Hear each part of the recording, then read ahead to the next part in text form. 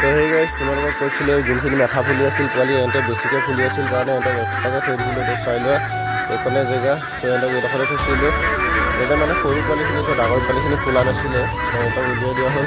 আৰু এইখিনি ডাঙৰ পোৱালিখিনি যিহেতু এতিয়া বৰ্তমান দানা দিয়া নাই, তো সিহঁতে মানে পাগল হৈ আছে। চাই লোৱা সিহঁতৰ এতিয়া বৰ্তমান চেহেৰা আহি গৈছে, ইয়াত আহি গৈছে আৰু একদম পুখুৰী পানী ফুল হৈ গৈছে চোৱা হৈ আৰু বহুত সাপ ওলাইছে, কিন্তু ফেনাইল মাৰোঁতেও যোৱা নাই। তো ইয়াৰ উপায় কি আছে তোমালোকে কমেণ্টত জনোৱা।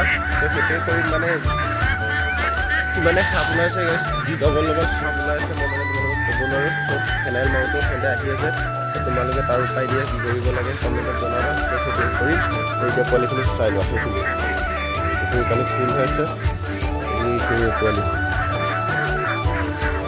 এতিয়া বৰ্তমান দানাই দিয়া নাই কাৰণে সিহঁতে বেছি হুলস্থুল কৰি আছে। তো দিম আৰু সিহঁতে দানা এইখিনি আৰু বাই বাই, নেক্সট ভিডিঅ'ত লগ পাম।